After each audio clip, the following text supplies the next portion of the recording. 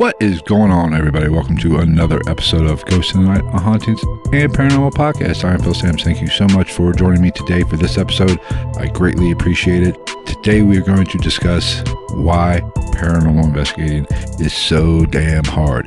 It's not easy work. Not everybody is cut out for it. And that is exactly what I want to talk about in today's episode. So let's get started. Ghost in the Night with Phil Sams.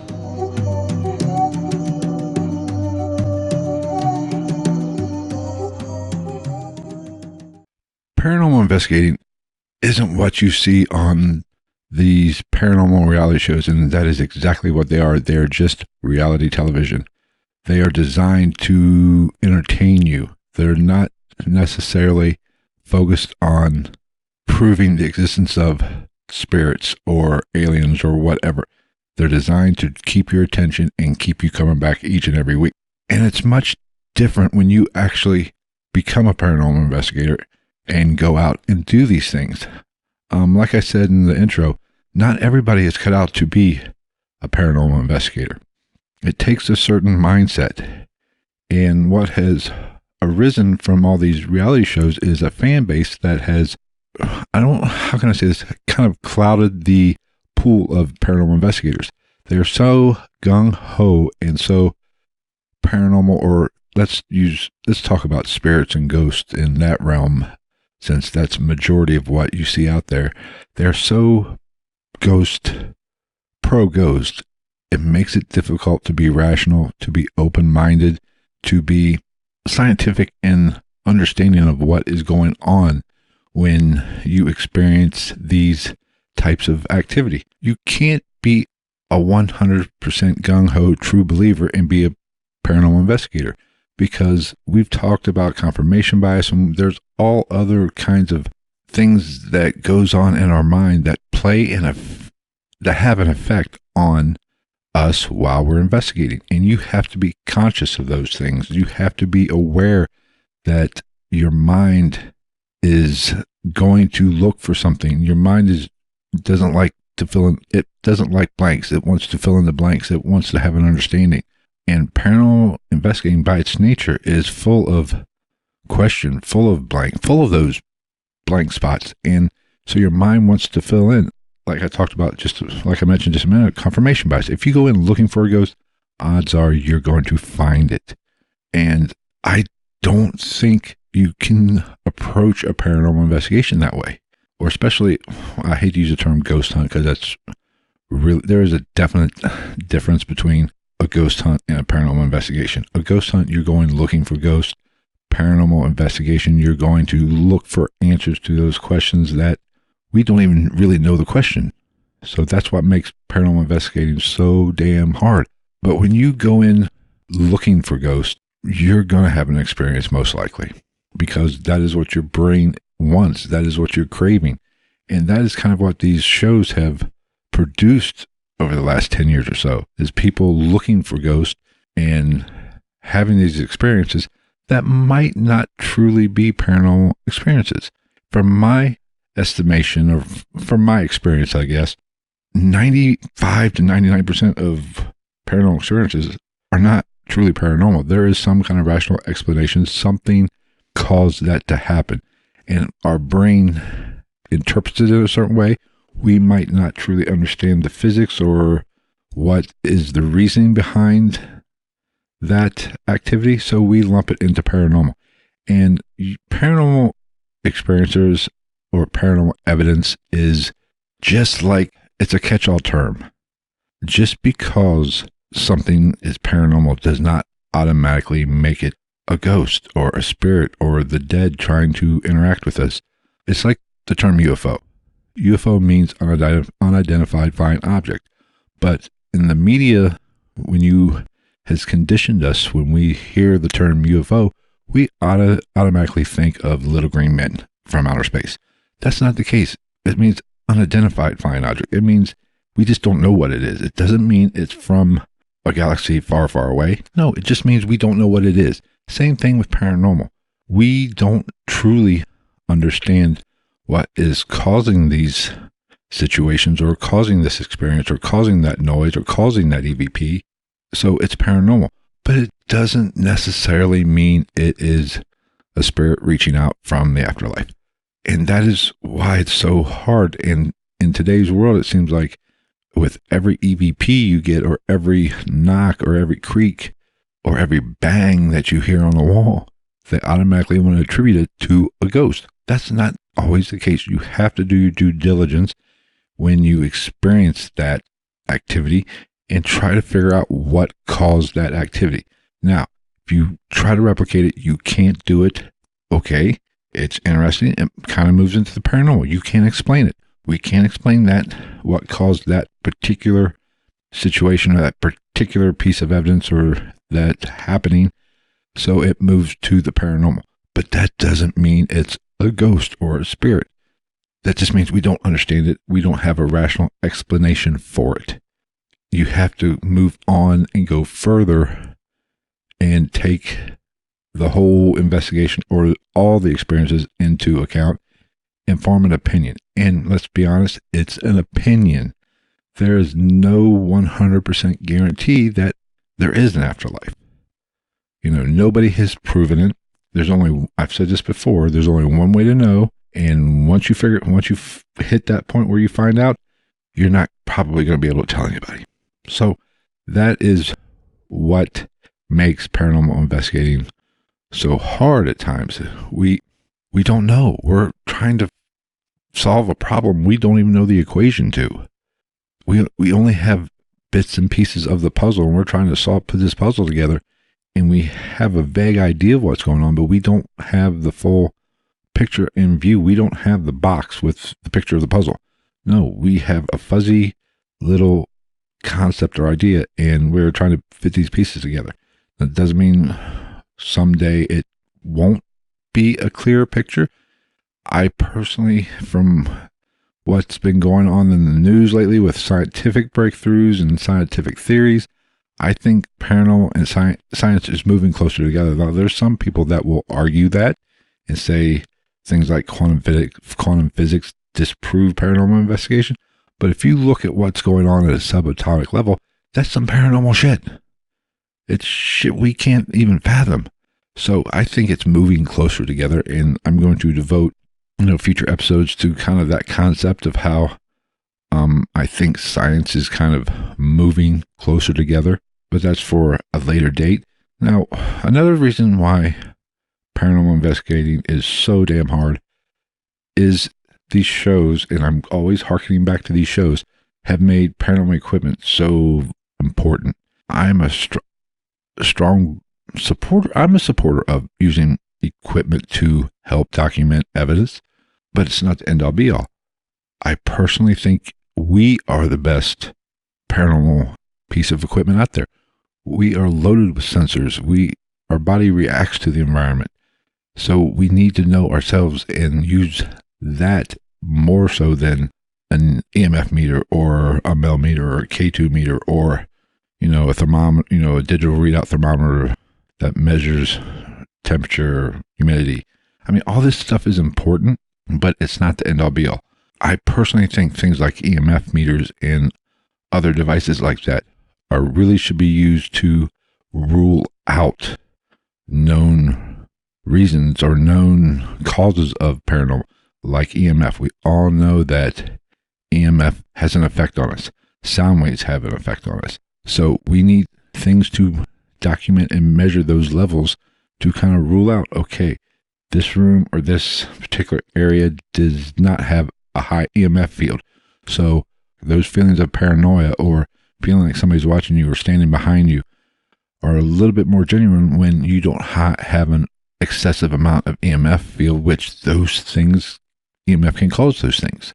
So when you don't have a high EMF, constant EMF field, okay, that paranoia you feel, there might be something more to it. Now we have to move down the checklist. You have to take into account carbon monoxide. Have a carbon monoxide detector or a meter or something to measure carbon monoxide in the surrounding area, because carbon monoxide can also have those same kind of effects on you. And plus it's, health effects, or the negative health effects, or well documented, but it can also explain some of the paranormal experiences you might be encountering. So you need to use those for that purposes. Now, a lot of people use K2 meters for communication purposes, which is fine. It is interesting when you do get a spike in an area that is not highly charged with EMF and you get some spikes, but it's not 100% proof that a spirit is trying to communicate by lighting up the little lights. So you have to take it all with a grain of salt. You have to look at the big picture. You have to take all the evidence that is acquired and analyze it and try to form your best opinion. And that is what, I try to do. So equipment is important.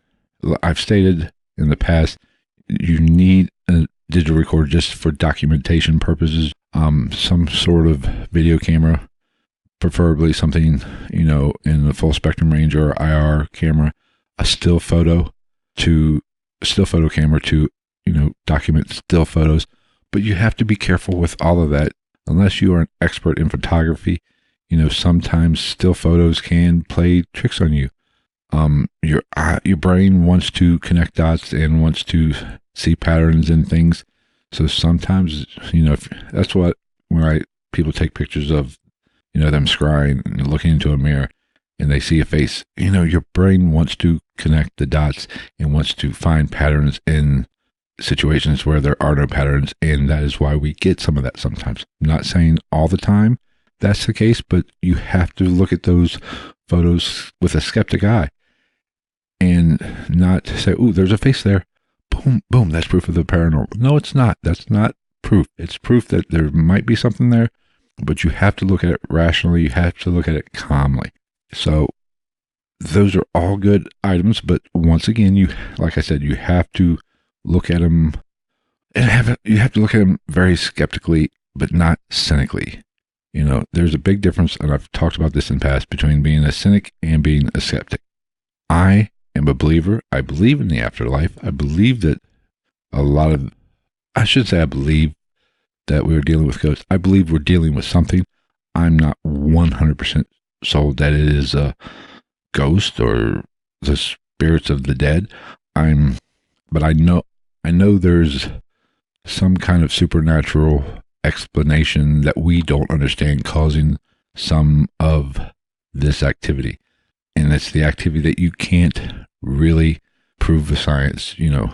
I think there is something to this, maybe multiverse or dimensional type theories where maybe they're just, these paranormal experiences or these EVPs are actually just catching bleed off or bleed through from other dimensions, other universes, or whatever. I'm not a scientist. I don't know the exact terminology, but I think there's definitely something to it.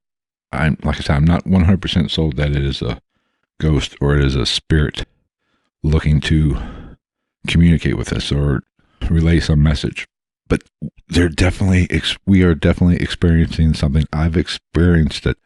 If you've listened to me for any amount of time, you know that I grew up in homes that were loaded with activity. My previous home that I just moved from had activity. And a funny story about that is, that house had always had activity I've lived in it for 20 plus years probably. And there was always pretty good amount of activity. Doors would close on their own when I know how the heating and air works. And there wasn't an open window. So was it a spirit closing the door? Very well could have been. I'm not 100% sold on it, but I think if I had to, somebody held a gun to my head and said, "Are you going to pick up?" I said, "Yeah." Something supernatural, not of this realm, opened or closed the door. The house was loaded with that kind of activity.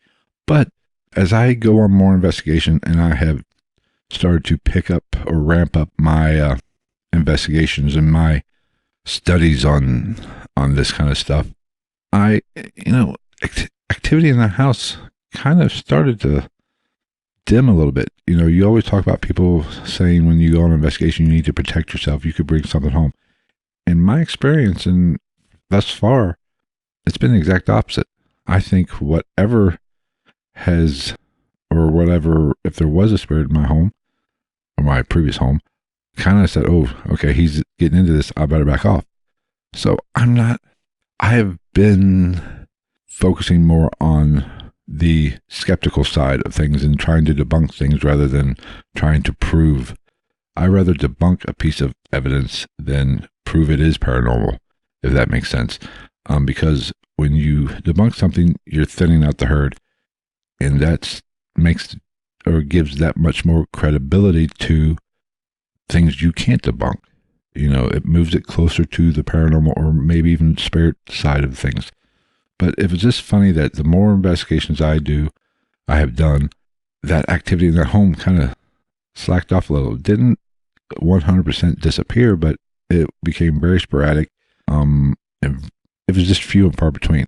Could be a coincidence. I don't know. Or it could be my mindset of being more skeptical as time has gone on and trying to focus more on the skeptic side and debunking side, that activity kind of lessened a little bit. So it's interesting. I don't know. If you want it, you can contact me on Twitter and give me your opinion on why you think that might be.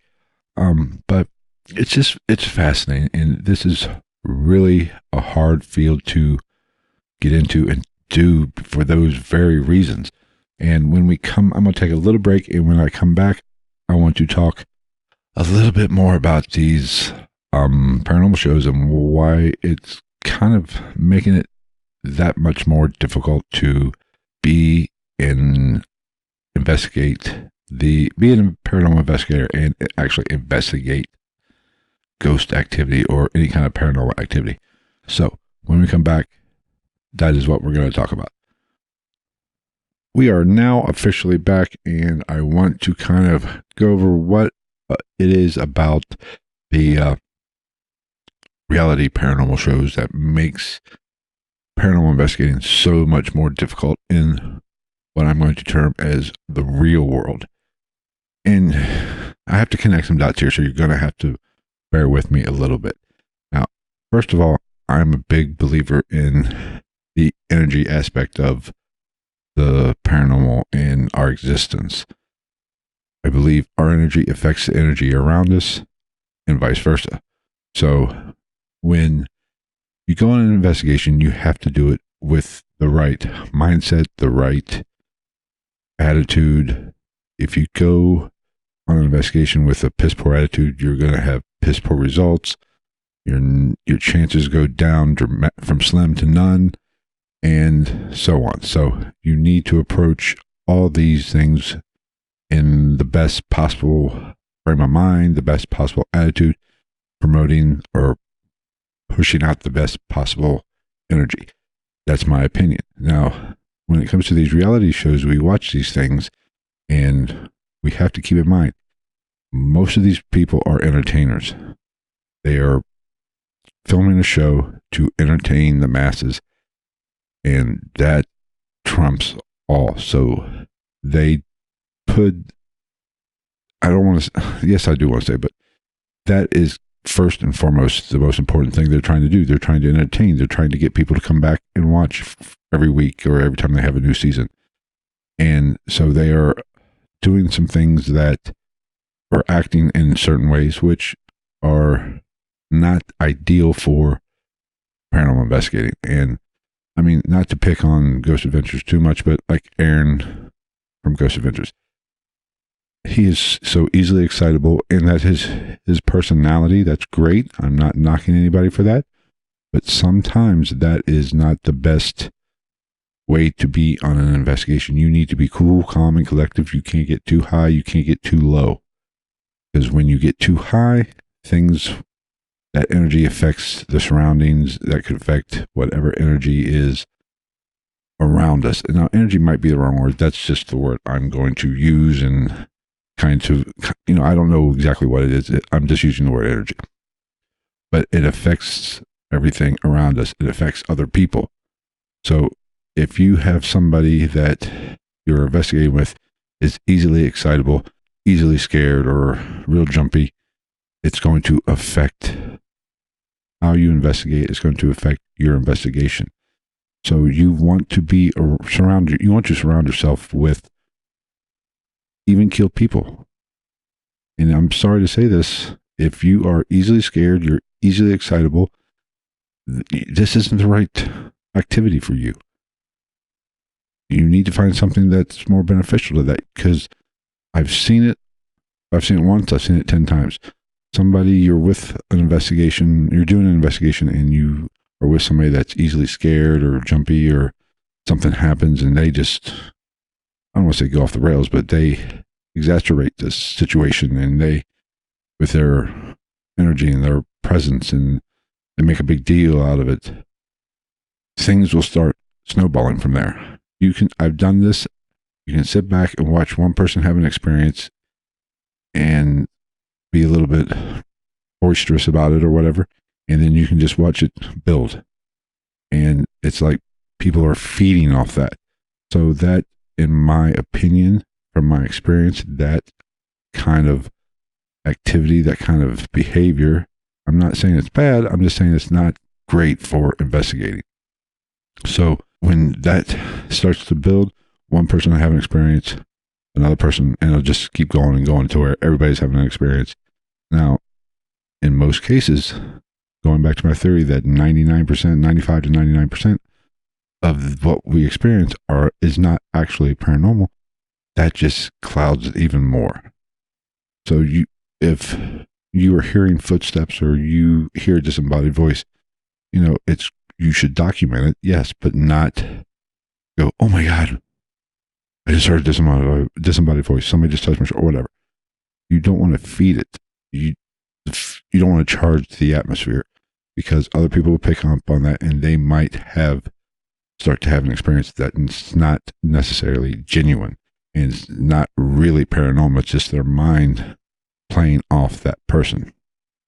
So, it kind of goes along with confirmation bias. If you go into an investigation expecting to see something, or making a big deal about seeing something on the paranormal side, your mind will find something and satisfy that need. So, but it's kind of the same concept. Your brain will just follow the leader. You need to be investigating with the right kind of people, and you need to keep cool, calm, and collected during an investigation. It's just the way it has to be if you want to get the best, or give yourself the best possible chance to get legitimate paranormal evidence. That is the best way to do it. And it makes going through such evidence that much more easier. Remember, your mindset, your attitude, and the people around you plays a big role in it. And that is what makes it so difficult, because most of the people who listen to this podcast are probably members of paranormal teams, and it is a very diverse group, odds are. You all have one thing in common. You share a interest in the paranormal, but it's a diverse group. I'm getting to the point where I almost would prefer to go alone. I definitely don't do public investigations. Well, I shouldn't say I'll never do another public investigation, but I don't like to investigate in large groups, because it does affect the evidence, or the chances of evidence that can be gathered. The more people there, the more people interacting with the surrounding or the atmosphere in a particular location does affect everything that goes on. So I'm not a big fan of these big teams. So you need to definitely kind of watch who you're investigating with. And these paranormal shows really play up on the idea of making it fun, becoming entertaining. And that's not always the best way to be during an investigation. So keep that in mind when you're going to become a paranormal investigator, or you go out on a ghost hunt. It's not what the shows make it out to be, because 95% of those shows are full of shit. And they say they're about finding evidence, but they actually aren't. That's not their number one goal. I mean, a perfect example was Ghost of Morgan City. That show is such complete horseshit. It's not even funny. They play up to the crowd, or they play up to the viewer. They which, is what they need to do to gain viewership. But it's such bullshit. I mean, that's like the one paranormal investigator on. I mean, come on, dude. He's a demonologist and an ordained minister. Let me let you in a little secret. For about $60-$70, you can have the exact same thing. When I did the paranormal or the demon episodes, I actually took one of the classes just to kind of gauge my knowledge and see if there was anything I didn't know. I took one. I paid the money to actually do that or take that course. I didn't really learn anything new. I knew it all. They said it would take about 40 to 60 hours to complete the course. I did it in about 3 hours. And they said, "Ooh, we'll send you a certificate." They said, "We'll send you a certificate. You are a certified demonologist." No, I'm not. And keep your certificate. I'm good. I'm not a demonologist. I have knowledge of demons, but that does not make me a demonologist. And, he says he's a demonologist and an ordained minister. I can become an ordained minister in 15 minutes online. So that is not what you need to do. It's not about that. It's about experience. It's about learning, always learning new stuff. And in one particular episode, the last one I caught, they're hearing a growl and he immediately jumps up. "Oh, I'm not having this." That only adds to the charged atmosphere. He puffs up his chest and goes, "I'm doing a cleansing. I'm going to clean this house." Okay, that's great, but it's great for television, the way you handle the situation. But in real life, that is not what you should do. There was no obvious threat. They heard a growl, and that was it. We don't know what that growl was, people. So that was made for television. Now, I'm not saying they didn't hear a growl. They probably did. But the whole reaction to the growl is where the problem is. So you can't, it's just complete and total horseshit. And I watch the shows, but if you actually think that is paranormal investigating, you need to get a clue. You need to get a grip. It's not. That's not what it's about. And that's not how in theory, it's how it should be done, but you need to be normal. You need to have a calm demeanor. You can't be excitable. Sorry. Because that's just going to feed your mind and feed the people around you. Just keep that in mind when you go on investigations. Be in a good mood. Have fun with it.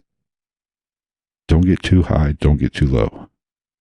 If you do get a knock or get something or hear something or get touched, okay, document it and move on to the next. Well, I should say document it, try to debunk it, figure it out, and then move on to the next experience. That's the way it should be done. It's not that big of a deal. That's the goal. That's like you want to eat dinner. You don't get excited when you eat the dinner. You don't hoop and holler. No, that was the goal. You fixed dinner, you ate it, job done. So you need to be calm, cool, collective, because your emotions play a big role in paranormal investigating. So that is my best advice, and that is the way I want to address an investigation. That is the way I want to investigate. Now, if you have any questions or you have any comments, you can follow us on Twitter and let me know. You can comment on the comment section at ghostofthenightpodcast.com. You can subscribe to the YouTube channel, comment there at this particular video of the podcast. You can get involved in the conversation. If you think I'm crazy, if you don't agree with me, that's fine. I don't care that you don't agree with me. It's not an exact science. These are my opinions that I have formed over my investigations, over my research. And trust me, I do a lot of research. I spend most of my free time doing research on this shit. But I'm always open to your opinions and your comments. So you can, like I said, comment Twitter at night_ghost or subscribe to the YouTube channel and leave me a comment there. Also, you can send me a email at ghostinthenightpodcast@gmail.com. Great way to get a hold of me and let me know what you think about how you should conduct yourself on an investigation. What makes it hard? If you have something else that you feel makes paranormal investigating that much more difficult, let me know one of those ways. That's going to wrap up this episode. We'll see you next week. Take care, everybody.